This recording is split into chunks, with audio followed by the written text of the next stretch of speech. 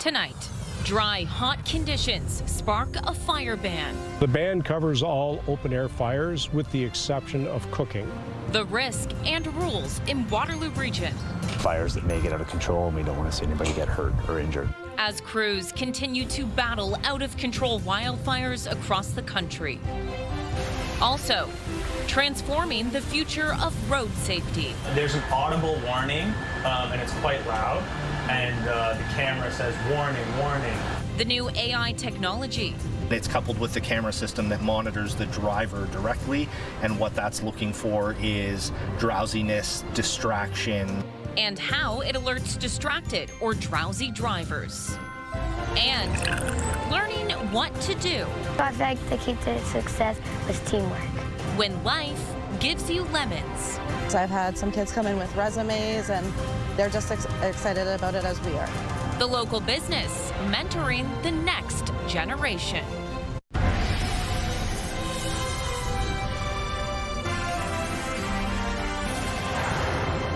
Good evening, everyone. Thanks for joining us. Fire bans are in effect across Waterloo Region tonight as hot, dry conditions plague southern Ontario.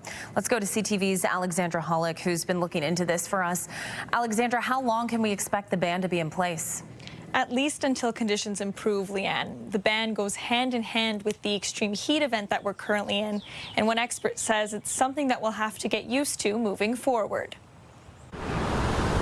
Another scorching summer day in southern Ontario, coming off a few days of hot, dry weather that sparked several fire bans. We currently have a ban on for all residential and recreational backyard fires. Kitchener and Cambridge put out their temporary fire bans on Friday, citing concerns for public safety.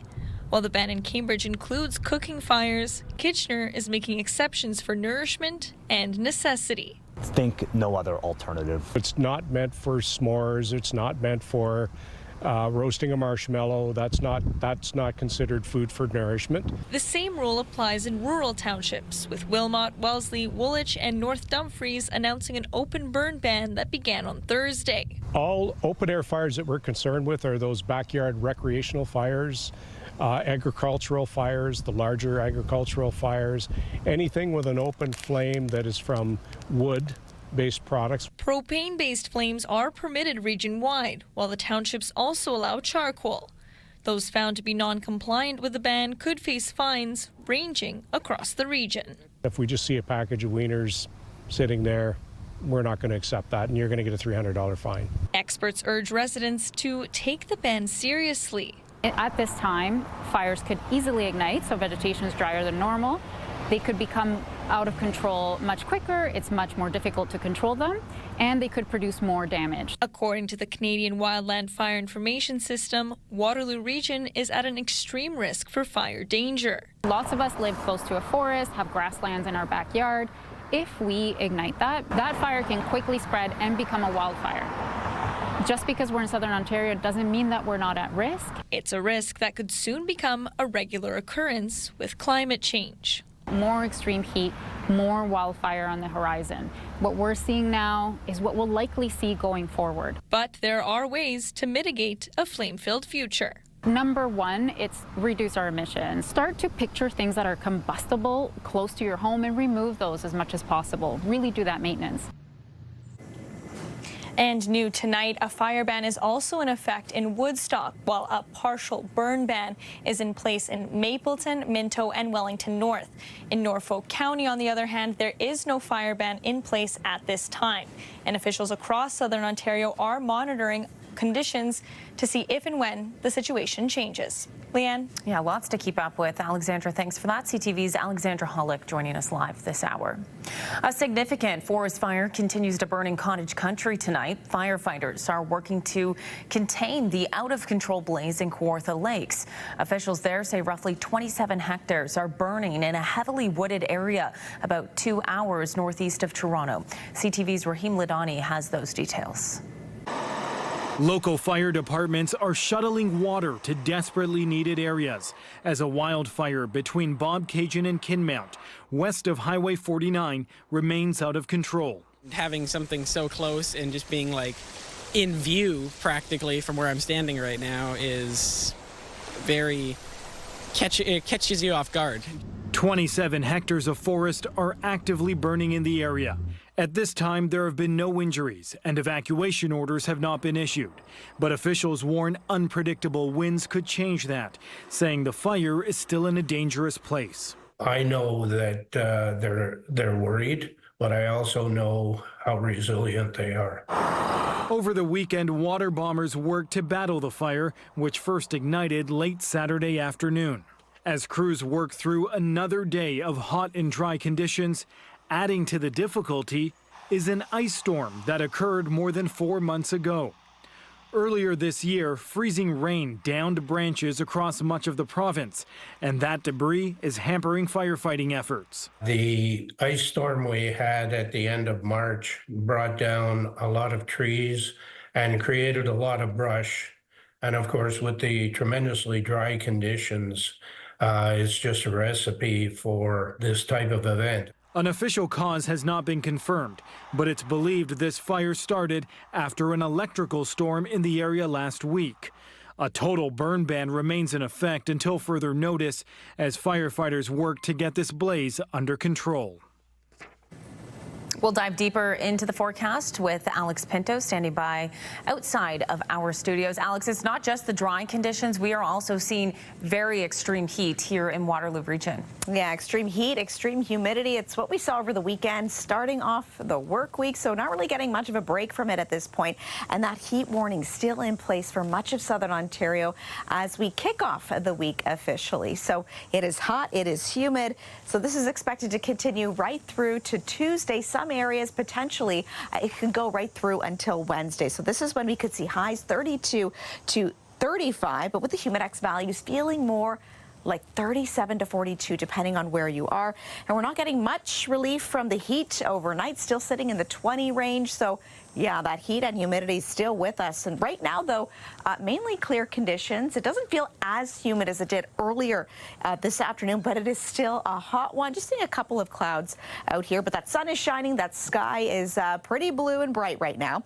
Currently 32 here in Kitchener-Waterloo, 30 in London, 32 also in Goderich. But with that humidex, it is feeling more like 37 here in Waterloo Region, and 40 it's feeling more like in Goderich and Wyerton. So even by the water, it is still feeling hot and still feeling humid. So we'll take a look at when we could finally get a little bit of relief from this extreme heat a bit later. Leanne. We certainly need it. Alex, thanks very much. Brant County OPP are asking for the public's help in a death investigation. Officers were called to Highway 403 near the West Street overpass just after 4 o'clock this morning. They say one person was pronounced dead. Police are asking anyone who is in the area between 3 and 4 in the morning and may have dash cam footage or witnessed anything unusual to contact them. The eastbound lanes of Highway 403 between King George Road and Wayne Gretzky Parkway were closed for much of the day for that investigation. Waterloo Regional Police arrested a man after a small fire at an abandoned building in Cambridge. Emergency crews were called to the location on Walnut Street and Ainsley Street South around 10 Sunday night. Witnesses say they saw a man enter the building that once housed Grand River Medicinal. Police say a man was found inside along with a small fire in one of the back rooms. The fire was put out quickly. No one was hurt. A 24-year-old from North Dumfries was arrested and is now facing break and enter and arson charges. There are investigations happening on both sides of the border after a man rented a Sea-Doo in Sarnia and never returned it. Police allege he used the watercraft to enter the U.S. illegally. CTV's Jerry Dewan has more. A personal watercraft skips along the surface of the St. Clair River just south of Sarnia. It was near this location that a similar craft was discovered on the U.S. side of the river after it was used to cross the border. A male rented a Sea-Doo from Sarnia Bay Marina, and then he left on the Sea-Doo, was supposed to bring it back. We were contacted as the Sea-Doo hadn't been returned. Police say a Toronto man identified as 40-year-old Romeo Bajrami paid cash for a 1-hour rental from Gordon's Water Sports. That was about 6:45 Saturday evening. When the watercraft wasn't returned by 7:45, they contacted the man by phone. He apologized and said he was about 10 minutes away. Multiple follow-up calls were made, and then police were called just before 10. That's when the search for the man and the machine started on both sides of the border. And eventually it ended up being located on the U.S. border side.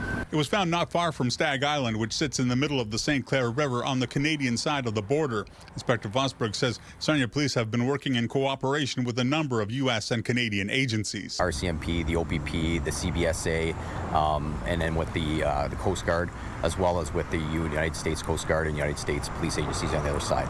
So we work hand in hand with them.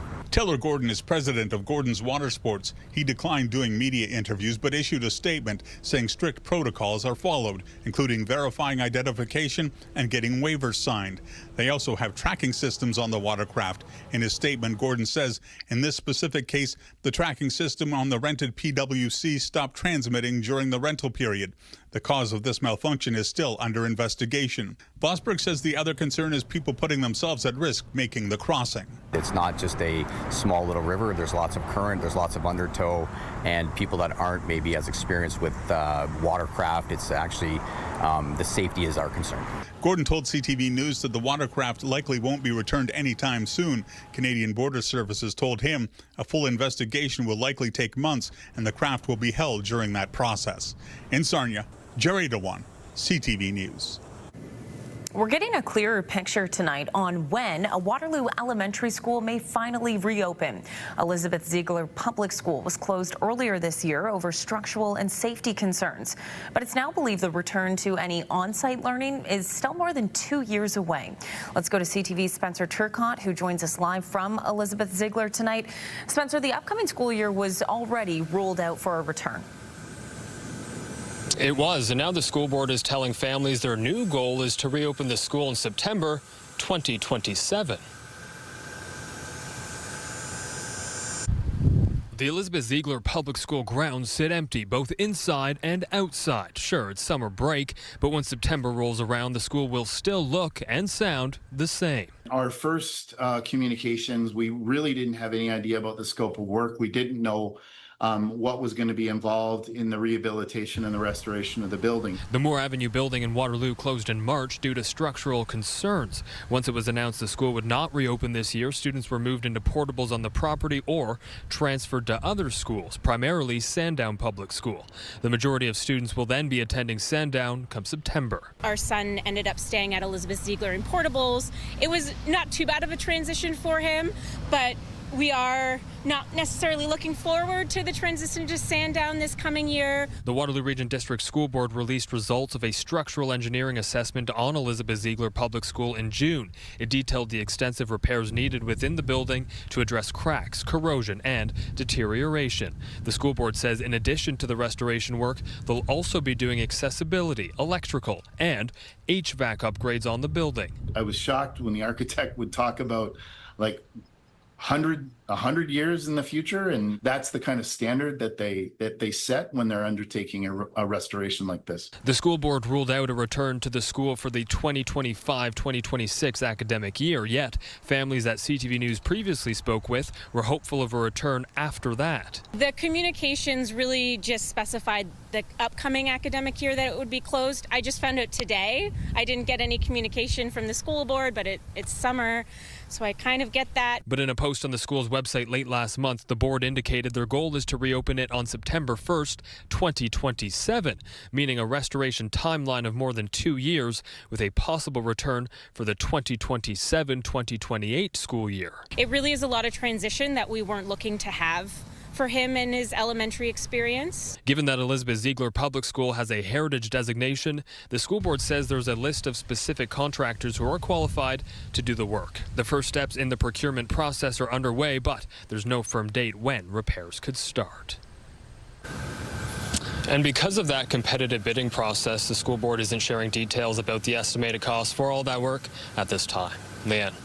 Thanks for the update on that situation, Spencer. CTV's Spencer Turcotte live outside Elizabeth Ziegler Public School tonight. And a reminder to start your day in the know with our CTV News Kitchener newsletter. Get the best local content from CTV News straight to your inbox. We've got today's top stories, the latest weather forecast, and must-see videos. You can find it all in one place. Sign up now, ctvnewskitchener.ca. Still ahead, curbing the risk of RSV. The calls for families to opt for protection against the seasonal virus and the push for provinces to follow Ontario's lead. I'm Heather Centerin. Using AI to improve road safety, how a Canadian company says their vehicles warn drivers if they're driving dangerously, and how it's being deployed out in Waterloo Region roads. That story is just ahead. Starting off the week with heat and humidity, but some wet weather could be on the way, bringing us some much needed relief. I'll have the details a little bit later. Download the CTV News app and stay on top of local stories as they unfold. We go to a dramatic scene unfolding. Customize your feed and watch live wherever you are. CTVKitchener.ca, your home for news. Transforming the future of road safety using AI technology. A medical transportation company has been using a new system that they say should be deployed in all vehicles. It alerts drivers if it detects risky behaviors like being drowsy or distracted. CTV's Heather Centerin joins us live with more on this. Heather, you saw the tech in action this afternoon. Leanne, there's several cameras in the vehicle giving different views of the road and the driver. The technology is being used by Transdev's Ontario subsidiary Voyago, who have deployed it in their vehicles that are hitting the road all across the province, including here in Waterloo Region. David Bain is a non-emergency medical transportation driver and trainer and says sometimes a 12-hour shift can mean many hours on the road. And sometimes there's long hauls. Like, we don't just stay in Kitchener, Waterloo. We can do facility transfers from Ottawa to Kitchener or Kitchener to Ottawa, right? This was an email sent to Bain's bosses that appears to show him asleep at the wheel. But don't be alarmed, it was just for a demonstration. His partner was in the passenger seat during this test. I was going under 15 kilometers an hour in an empty parking lot, and then I was told to close my eyes while she spotted me and make sure I was okay, and just drove and then shut my eyes, tilt my head back. To prevent things like driver fatigue, hundreds of Transdev Voyago vehicles have an AI-powered surveillance system installed that sends out alerts. There's an audible warning, and it's quite loud. And the camera says, warning, warning, drowsiness alert, and then takes a picture. And then sends the picture to the Director of Safety, who says the system, created by Genuine Tracking Solutions, is a game changer. It looks at standard telematics stuff, so following too closely, speeding, harsh braking, harsh turning, harsh acceleration, and then it's coupled with the camera system that monitors the driver directly, and what that's looking for is drowsiness, distraction. Not only does it push drivers to correct their behavior in real time, it's also given us data to revamp our training program so that we can make sure that our drivers are the best trained. Safety is key, especially when transporting people with health concerns. Voyago's vehicles take people who are stable but still need help. And so it could be anyone who had a bad fall, that isn't able to walk anymore. It could be someone who is going for cancer treatments or even dialysis, and they're too weak to get themselves there. Right now, the AI system is only in their transit and non-emergency medical vehicles, but the goal is to put it in their school buses as well in the future. I think it should be in every vehicle. I think it's a fantastic system, and it only benefits drivers on the road and people around. The company says there's been a 10% drop in preventable collisions in vehicles since using this system, and Transdev says they believe they're among the first transit operators in Canada to adopt this type of AI in real-world operations. Leanne. Okay, Heather, thanks for that. CTV's Heather Centerin reporting live tonight. Summer will soon be coming to an end, and that means respiratory virus season just around the corner. There's a call for all provinces to follow Ontario's lead to do more to protect babies from RSV. CTV's Pauline Chan has those details. Respiratory syncytial virus, or RSV, is the leading cause of infant hospitalizations in Ontario, with 1 in 50 babies affected in their first year. The issue of RSV and raising awareness is so important because of what we went through with Willa. That was in 2023, before immunizations against RSV were available in Canada. The emotional trauma of seeing your 2-month-old be hooked up to all these machines. She was sick for about 2 weeks. We were in the hospital for 4 days. Then I would say it took a couple more weeks for her to start getting back to herself. We don't have an antiviral drug. What we do is what we call supportive therapy, so oxygen, IV fluids. Dr. Vivian Brown says RSV is a very common virus that can affect any baby. The number one risk is no risk. We see it in normal, healthy babies. We see RSV throughout the year, but predominantly around October through March. But a couple of years ago, the Children's Hospital in Eastern Ottawa had an overflow of RSV cases in August. The majority of infants recover, but it can leave permanent effects. Every time she gets any sort of respiratory illness, it takes a really long time for her to recover. And I think that can be correlated to her experiencing RSV. Right now, Ontario is the only province covering both the vaccine Abrysvo, offered late in pregnancy to protect newborns, as well as antibodies called Beyfortus, given to infants. If they had been available, I would definitely have opted in to having the vaccine prior to giving birth to her. The Federation of Medical Women of Canada is urging all provinces and territories to follow Ontario's example, but even in Ontario, many families aren't aware that this protection against RSV is available. Pauline Chan, CTV News. Live look outside in Waterloo tonight. Everyone trying to find a little bit of shade because it is hot, it is humid. We are seeing extremely dry conditions out there as well. Alex will tell us when we could see some relief from all this heat coming up in your full weather forecast. Also ahead. Standing in silence, Air Canada flight attendants hold demonstrations at 4 major airports with a strike deadline just days away. And learning what to do when life gives you lemons. The local business mentoring the next generation and empowering young entrepreneurs.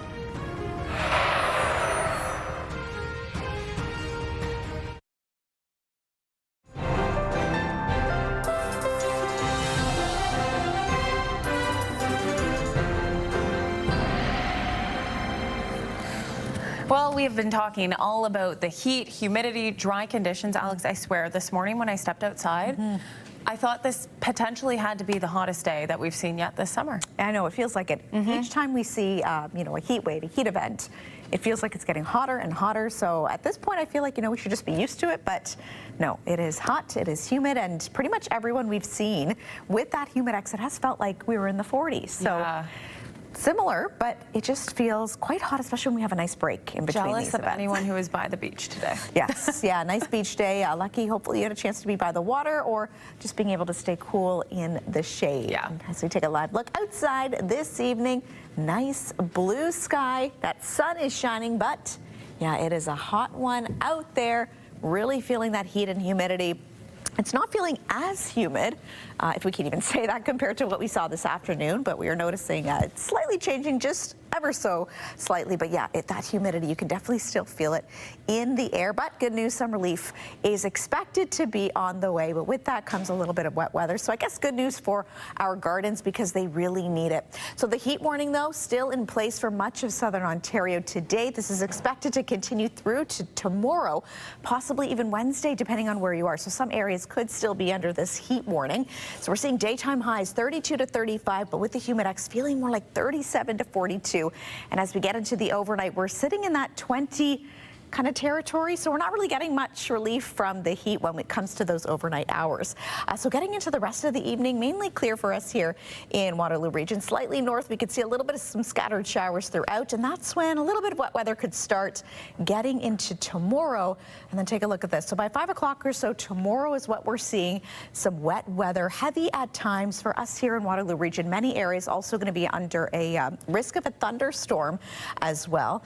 So yeah, we need some relief from this heat. Again, our gardens need a little bit of wet weather too. So risk of a thunderstorm, though, should end as we look ahead to Wednesday. So about a 40% chance of showers we're still seeing for your Wednesday before that is expected to clear. And then we could be in for some pretty nice sunshine for the back half of the week. 31 right now here in Kitchener-Waterloo, 31 in Goderich, 30 in Mount Forest. But with that Humidex, it is feeling warmer right now here in KW, feeling more like 37, also feeling like 37 in Toronto and Hamilton. So we're not at that 40 mark, but still feeling quite close to. We did hit our expected high of 33 today. That was set around 4 o'clock or so this afternoon. So definitely above normal for this time of year. Record high 36. That was set in 1944. And on this day in 1972, we saw an overnight record low of 6.7. And that sun now setting just shy of 8:30 p.m., which I guess is kind of sad to see. It's a little bit of an early sign of the summer slowly winding down. Overnight, 19 degrees expected, so still quite warm. Just a few clouds and light wind. So hopefully we've got a little bit of that breeze sticking around. And then for tomorrow, 31 is our expected high, with the humidex though feeling more like 40. High UV index as well, sitting at an 8. And that thunderstorm risk with 40% chance of showers is sticking with us. So a little bit of wet weather to get through the next couple of days. But after Wednesday is when we really should start to feel a little bit of relief from that heat. And at least we have some sunshine to enjoy, but definitely more manageable and enjoyable conditions, especially if we're going to be outside. For Lambton, Kent, and Essex, similar conditions for you. It's going to be a hot one for tomorrow and Wednesday before we expect it to cool down, if we can even say cool, slightly for your Thursday and Friday. And then southern Georgian Bay, you've got a sunny stretch to look forward to starting on Thursday as well, with an expected high of 24 after we get through potentially some active weather. And here is tonight's Weather Watcher picture, an incredible shot sent to us from Tim in Guelph. Tim says he took this photo of the moon last night out front of their home. Beautiful detail. And Tim apparently used a long zoom lens to get this shot. That was my one question. How do you get a shot like this? Because it's quite a rare one to see, but beautiful, beautiful shot. Thank you so much for being tonight's Weather Watcher. It almost... yeah, the detail in it is just incredible. Yeah, I thought I saw a full moon, but I didn't get that perspective. No. It's very far away. We need that lens. Yeah. Let us know what lens you're using. That's awesome. What a great shot. Alex, thanks. Thank you. U.S. President Donald Trump was wielding his power at a fiery White House news conference where he placed the U.S. Capitol under federal control, deploying the National Guard and sidelining local police. He was also pressed for details about Friday's upcoming meeting with Russia's president. CTV's Mike Couture has more from Ottawa. Today's press conference was all about President Trump flexing his muscle, saying that only he can clean up the U.S. Capitol, and adding that no one else can broker a deal to end the war between Russia and Ukraine. I'm announcing a historic action to rescue our nation's capital from crime, bloodshed, bedlam, and squalor. The U.S. president describing it as Liberation Day in D.C. In a bid to crack down on crime, Trump is placing Washington under federal control while also deploying the National Guard. But now they are allowed to do whatever the hell they want. On the streets of D.C., protesters pushed back on the idea that the Capitol isn't safe. And Mayor Muriel Bowser said violent crime is at its lowest level in more than 3 decades. If they can place us under military control without our consent, they will carry this playbook to every community that dares to push back in the United States of America. While using his authority on the Capitol, President Trump was asked how he'll push Russian President Vladimir Putin on Friday in Alaska, in what Trump is describing as a feel-out meeting. Russia's occupied a big portion of Ukraine. They've occupied some very prime territory. We're going to try and get some of that territory back for Ukraine. Trump also used the term land swap, indicating that Ukraine could also have to give up some territory. Ukraine's president is not invited to the talks, and in his nightly address, cast doubt that Friday's meeting will bring peace. На що розраховує Путін і до чого реально готується? Volodymyr Zelensky said Putin is not getting ready for peace, but instead is getting ready for a new military offensive. Zelensky also spoke to Prime Minister Mark Carney today, where the two leaders agreed international borders cannot be changed by force, and that any decision on Ukraine's future should be made by Ukrainians. Mike Couture, CTV News, Ottawa. A sweet treat still ahead on CTV News. From ice cream to milkshakes and fresh baked cookies, we check out all of the delicious things Sweet Lou's Cookies in Waterloo has to offer coming up next.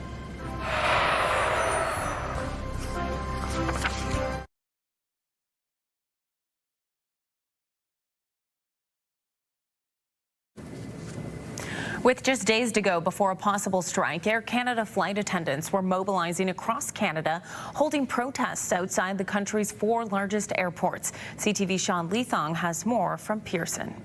A massive show of solidarity. Hundreds of Air Canada flight attendants silent in front of the country's largest airport, demanding a better collective deal. We are here standing in silence in support of our union as they negotiate with our employer. Over 400 members of CUPE Local 498 filed off 9 buses and onto the sidewalk outside Pearson Airport's Terminal 1, joined across the country in Calgary, along with Vancouver and Montreal. While not impacting regular operations, the statement making an impression on passengers. I think it's very profound. It's quite impressive that many people have come together to do something as one group. So I think showing this kind of thing, showing that labor has some power, that workers' rights really still live in Canada, I think it's really important. The main area of concern in negotiations, wages and unpaid work.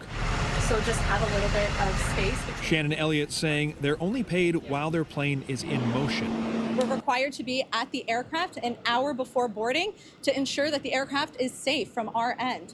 We are also not paid for any of our boarding time, any of our deplaning time. If there is a medical emergency on the ground and we're providing vital, life-saving first aid, we're not compensated for that. Air Canada saying they respect their flight attendants' rights to express themselves in a statement that reads in part, Air Canada remains at the bargaining table and is focused on achieving a negotiated settlement with CUPE, one that recognizes the contributions of its flight attendants by making them the best compensated in the country. The deadline to reach a deal is midnight Friday, the union having voted over 99% in favor of a strike, and they'd have to give a 72-hour strike notice as soon as Wednesday. It will be pretty monumental. But the union will not say if all 10,000 workers will walk off the job. It's been 10 years. What I would ask is for a little bit of patience and understanding that we are just like any other Canadian and want to be compensated. So while flight attendants came to a brief standstill at Pearson today, if no deal is reached by midnight Friday, air traffic could come to a standstill on Saturday. Sean Leathong, CTV News. A Waterloo Region-based business is helping inspire and guide the next generation of entrepreneurs. As CTV's Ashley Bacon tells us, from pizza to lemonade, kids are getting the backing to dream big. Here you go, sir. Thank you. You're welcome. Learning the foundation of operating a business. And also, I feel like the key to success was teamwork. Owen and his sister Emma have been operating a lemonade and snack stand in the Country Hills neighborhood of Kitchener.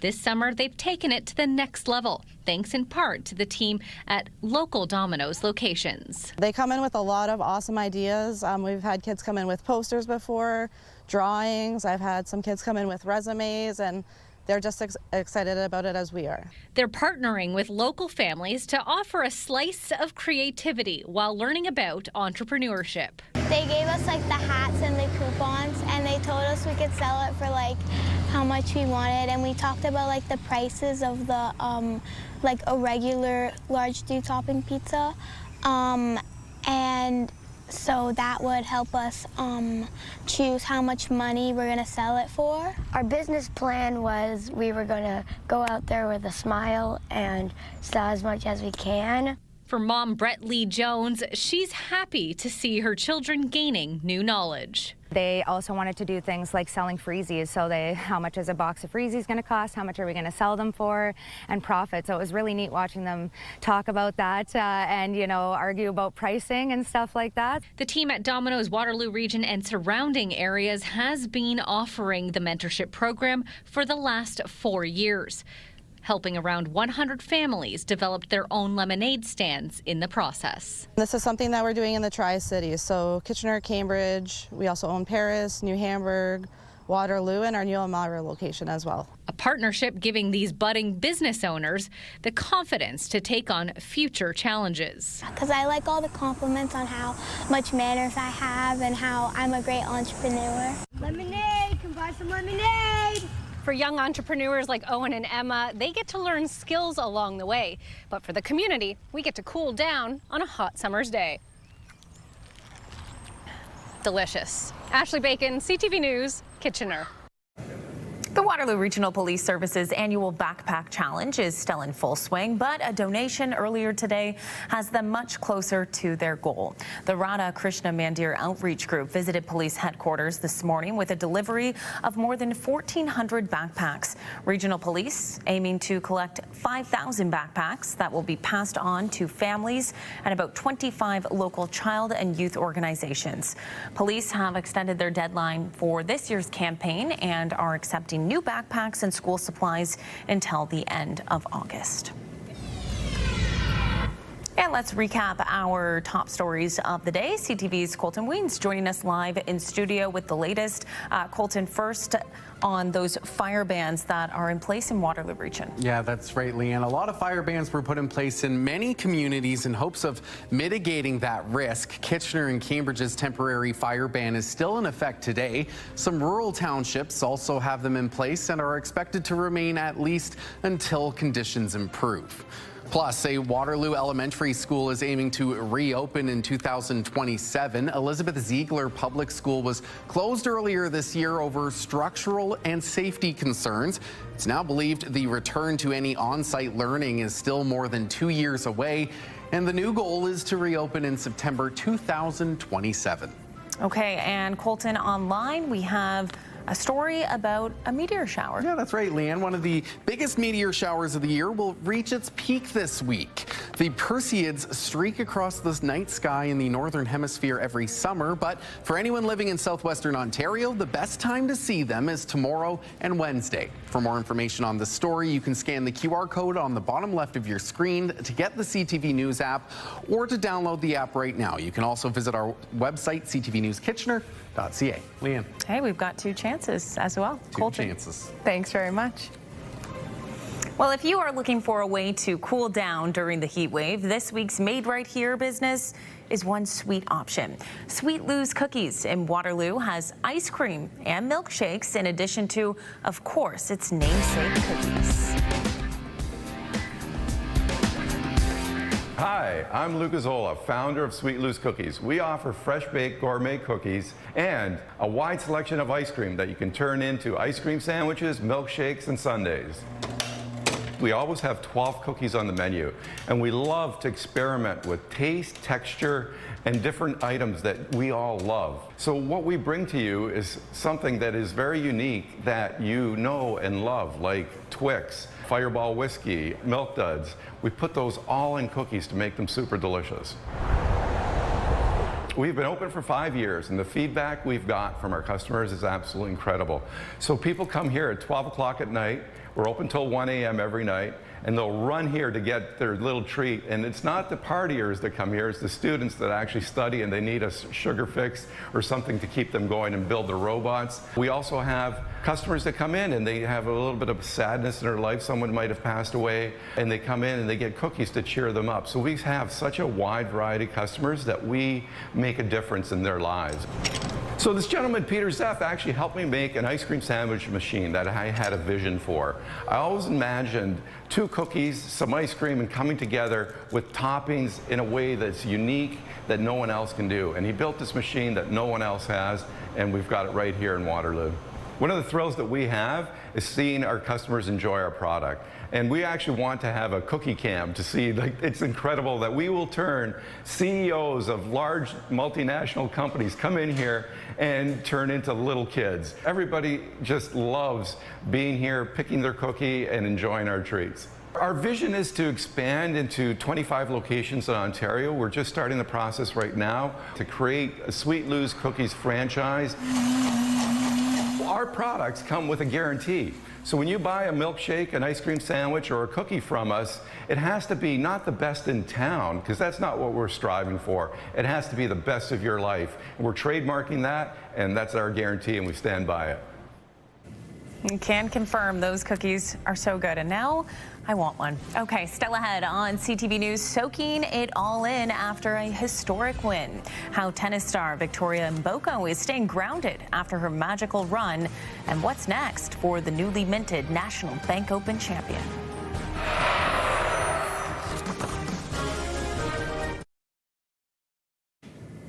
Fresh off her magical run at the National Bank Open in Montreal, Canada's tennis queen Victoria Mboko is soaking up the spotlight, but also trying to stay focused on her next match, the U.S. Open. The 18-year-old shocked the tennis world after claiming her first title and shooting up ranking to number 24. CTV's Adrian Gabriel spoke one-on-one with Mboko today.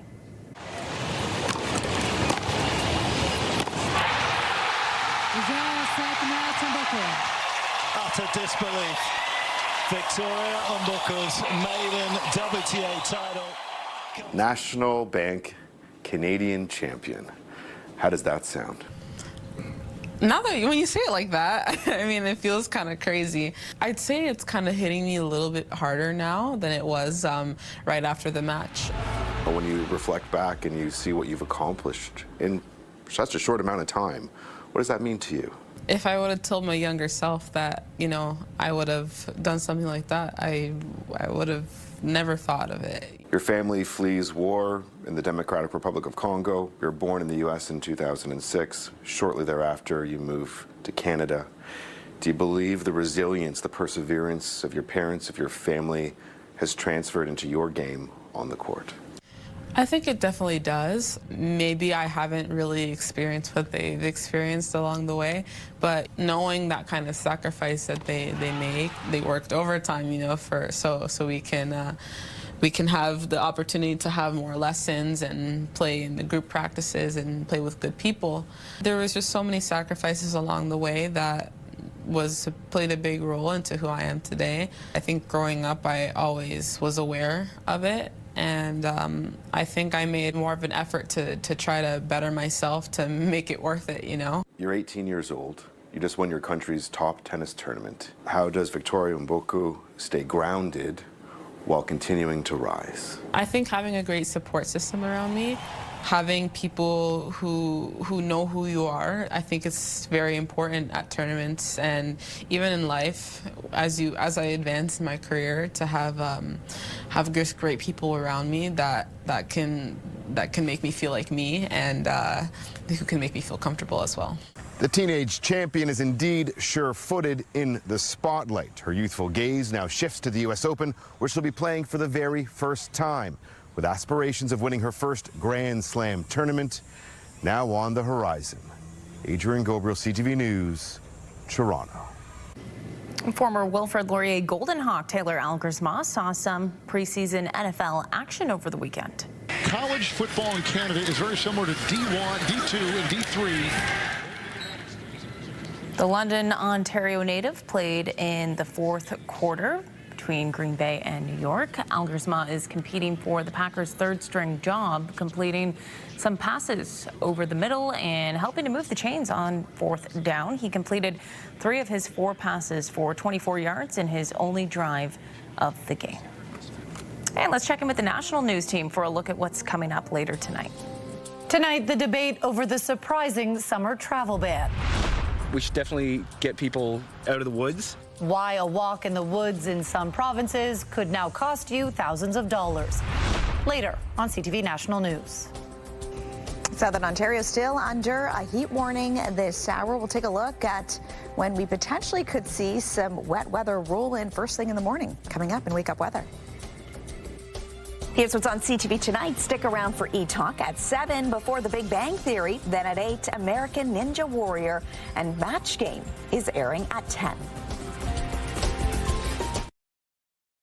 It's Jeff, KP, and Backstage Ben in the morning. 3 awesome people that want to start your day or finish your overnight shift. You'll laugh, you'll text, you'll call, you'll scratch your head, and maybe even beat Backstage Ben. Weekday mornings from 5:30 to 10. Listen live on the iHeartRadio app or at 105.3 Virgin Radio.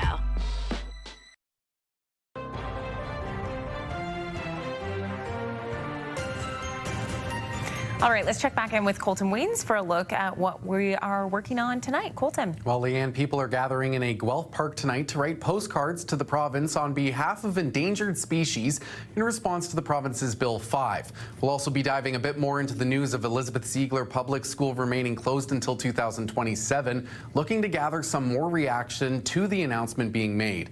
And the City of Kitchener's Planning and Strategics Initiatives Committee is meeting with a couple items on the agenda. Leanne. Okay, Colton, thanks very much. And Alex, one last check on the forecast. We talked about it this morning. We woke up to extreme heat. Will that be the case tomorrow? Yeah, it's still going to be warm tomorrow, but this is when we could potentially start to see some of that active weather roll in. So by 6 o'clock or so, the risk of a thunderstorm is expected to stick around. 40% chance of showers we're seeing, but 22 by 6 a.m. So it is going to be hot. By 8, we're going to go up a degree, 23. We could potentially get a little bit of a break if we do see a bit of that active weather a couple hours before. But then, yeah, that chance of showers sticking around for 10 a.m., 27, and again, that risk of a thunderstorm. Yeah, summer storms, we got to be ready for it when we see all this extreme heat and humidity. Definitely. All right, finally for us, bagpipes were singing this past weekend in Fergus as the town hosted the 80th edition of the Fergus Scottish Festival and Highland Games. The event welcomes around 25,000 visitors each year. It features music, food, and of course, all things Scottish culture. It's a big one. To mark this milestone year, the festival sold 80th anniversary branded merchandise, including a custom-made tartan kilt worn by some of the almost 400 volunteers. The special tartan was made with a thread count that symbolizes the date the festival was founded. And I had no idea 400 volunteers take part in this, but no surprise because it is a huge festival. It goes to show how many people it takes coming together to put on these types of events throughout the summer months here in Waterloo Region, surrounding communities. I know, and it's always so fun to see the competitions there. Yeah, very cool one. All right, that's it for us. Thanks so much for watching. Stay safe out there with all this heat and humidity. Find some shade. That's what we'll be doing. Yeah, stay cool. Have a good night.